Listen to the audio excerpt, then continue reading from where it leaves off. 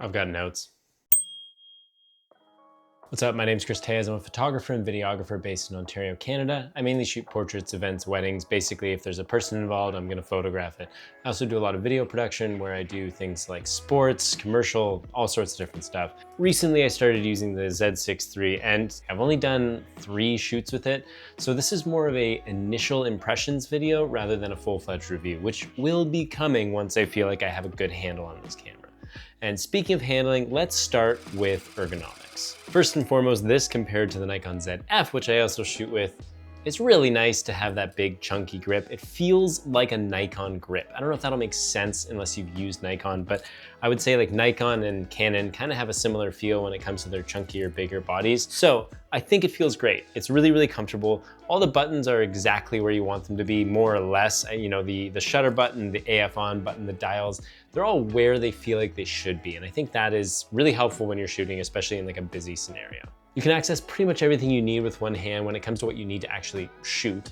But with things like the PASM dial and the drive mode button being on the left, so you do need 2 hands for that. It has a joystick, which is nice. I think the joystick could be a little bit bigger and a little bit more comfortable to use. I find that it's responsive, which is great. I just wish it was a little bit bigger. The only thing I would really say is that I do wish it was just like a bit taller. Like, you see how my pinky kind of hangs off? It would be nice if that didn't happen, but then we're kind of looking at the Z8 size body, and that's a different body, more expensive, different ergonomics. So overall, it feels great. And feeling great is good. And the other thing that makes this feel great is the build quality. It's hefty, it's sturdy, it feels like a Nikon. And I know I said that about the ergonomics too, but there's just something about the way a Nikon is built that feels very solid.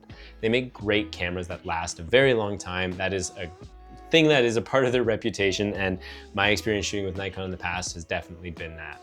Next here it says user interface, so let's talk about that. I love that there's a top screen. That's really nice. That little LCD screen that tells you a little bit of information, it's helpful. It really is, and it's a bummer when cameras don't have that for me.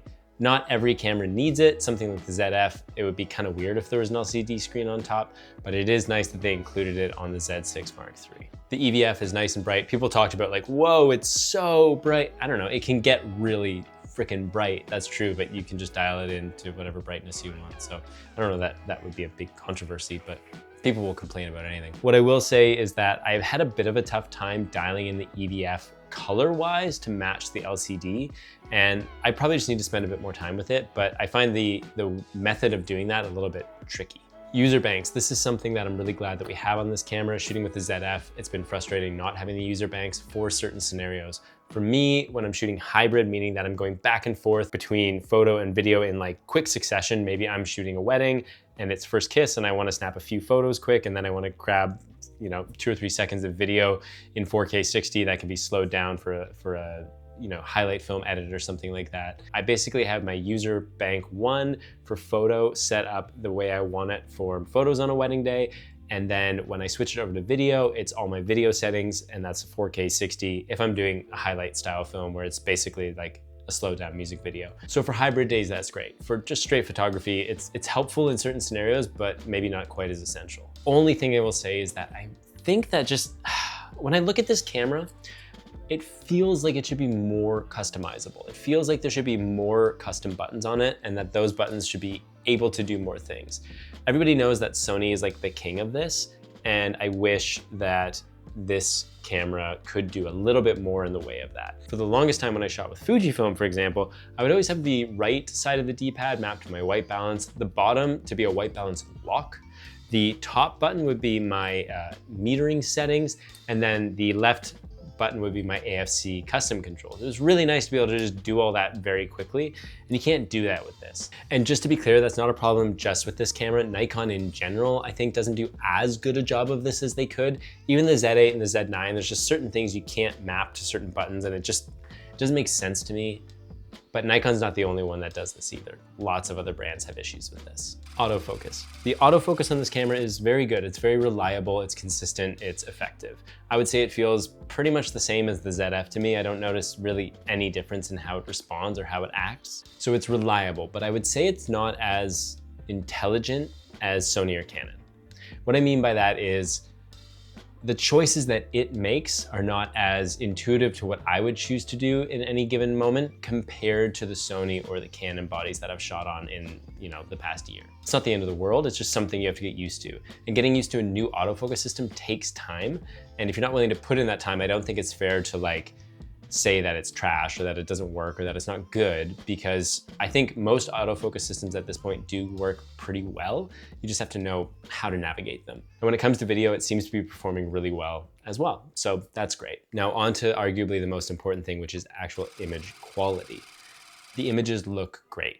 If I compare it to my ZF, it feels very, very similar. I'm not really noticing any difference. I can match them very well. If I take a preset that I made for the Nikon system, the ZF specifically, and I apply it to the Z6iii, I find it to work totally fine, which is great. I know there's a lot of talk about the dynamic range of this camera and the fact that there's been some issues that have been highlighted. I haven't found in the real world it making any difference for me in the way that I shoot. But it's early days, so that'll be, tested further in the future. So obviously you've been seeing some of the images here, and I think they look really, really nice. I will say that some of my favorite images that I've gotten off of this camera so far have been with the weddings I've shot. However, I was a second shooter and those galleries haven't been delivered yet, so I can't show you those images. But what I will say is they look solid. I'm very happy with this overall. And the flexibility of Nikon files is something that I really appreciate. I have found that some systems I have an easier time editing than others. It doesn't mean I can't achieve the same look. It just means that the changes that are made in Lightroom on any given photo seem to be more intuitive with certain file types than others. And finally, and maybe not most importantly, but very importantly, is video, because I think a lot of people considering this camera are looking at it for its video capabilities and the idea of it being like a true hybrid camera. So what I'd like to do, I'm going to switch over to the Nikon Z6iii now from the ZF with all the exact same parameters that we're using on the ZF, and you can see how the image looks. Just 1 second. Here we are on the Nikon Z6iii with the 28mm f2.8 lens.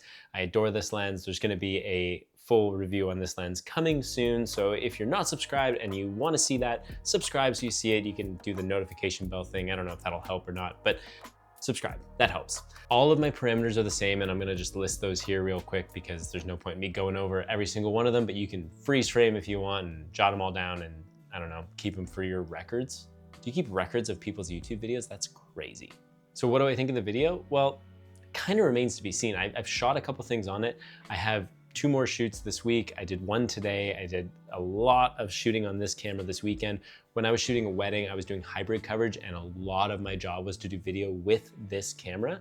So I feel like I have a good sense of how it works, how it functions, the quality of it.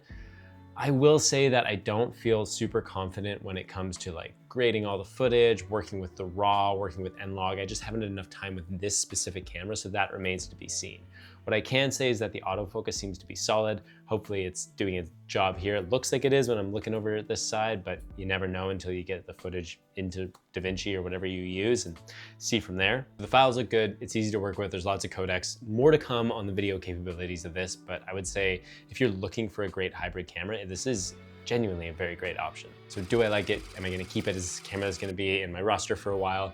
The short answer is yes, I like it a lot. Do I recommend it? That's hard because it's such a new camera to me that I don't want to recommend anything specifically before I get a chance to use it thoroughly, but I would say off the cuff, compared to a lot of other cameras I use, it feels great. And if it fits your needs and suits what you need it to do, it's probably a camera I'll end up recommending. But again, stay tuned, subscribe, and I'll get to that answer eventually. Here's what I will say is that in shooting with this, it reminds me what a joy it is to shoot with the Nikon Z8.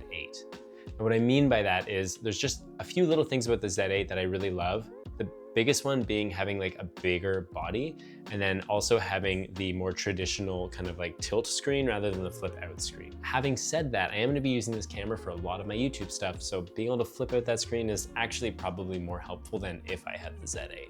The Z8 also has more megapixels, which sometimes can be helpful if you wanna do some cropping if you need to. Not that you can't crop with this sensor, but more megapixels makes cropping easier for higher resolution shots, obviously. I do like that the Z8 has that bigger screen. That's just nice to look at. It has the things like the cycle AF area mode function and a couple of other little things that I think are great. But I say all that because I think a lot of people are probably thinking do I just spend the extra money and get the Z8? well, that's a lot of extra money. It's a lot of extra money. So I don't know. I mean, if those things really matter to you, those little differences really matter to you, then maybe you do, maybe you don't. For me, I couldn't really justify that extra price knowing that this camera is just so capable as a hybrid camera for me, which is really what I need it for. So that's that. That's my initial impressions of the camera. More to come. If you have some thoughts on this camera, leave them down below. Let me know what you think. It's been really fun making some Nikon videos because Nikon people have come out of the woodwork to talk to me, which is cool. And I'm gonna keep it up. I've got lots and lots of stuff to review on the Nikon side. So please subscribe and look forward to seeing you again. Thanks, peace.